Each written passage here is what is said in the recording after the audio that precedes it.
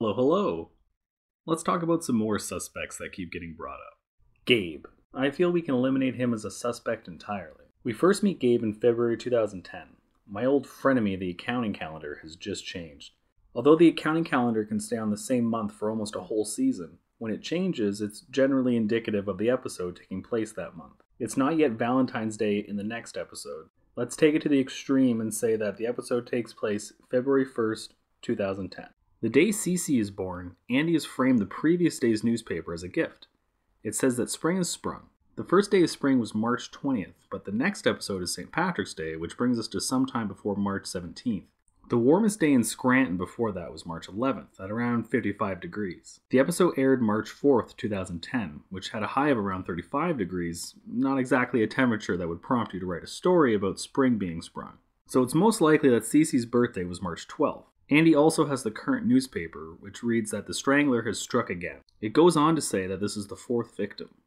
Take all together, and that means that Gabe had less than 2 months to move to Scranton, kill 4 people, and none of the previous suspicious things have anything to do with it. But let's talk about some of the things he does have going for him being the Strangler. He's demonstrated high-level stalking and infiltration skills. He's capable of explosive, if tearful, fits of rage. He seems to have some disposable income and intelligence enough to pull off the framing of George Howard Scub. And finally, his lack of social life and commitment to working long hours insulates him from someone noticing that he's acting out of the ordinary.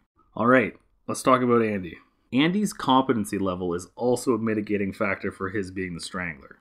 Andy is probably the most aggressive person on the show, but he's also the worst at any sort of physical altercation. Here we have a man who's had every advantage in life, and due to his own mediocrity, he's squandered it. He comes from a rich family, he's gone to a top university, and after nearly a decade, he's the last resort for branch manager at a printer paper company. And yes, we could speculate that the frustration caused by the wasted potential could drive him to murder, but then there's the fingerprints and the frame-up he'd have to do. Or you could say that Andy is smart enough to pull all that off, but then you'd have to ask why he didn't do better in school, or excel at work, or take advantage of his opportunities, which would remove his motive. You can't have it both ways. Finally, we should also talk about the one everyone most medium suspects. That would be Phyllis, specifically the Phyllis-Bob Vance combo.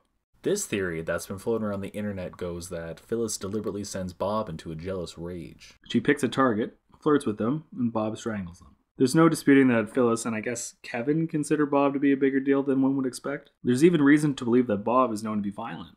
The best evidence I have to support this theory is this moment. You promised me this. Don't make me get Bob involved. What would Bob do?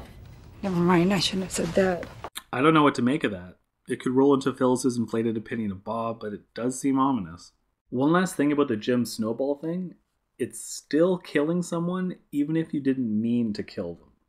And thanks a bunch, and have a good one.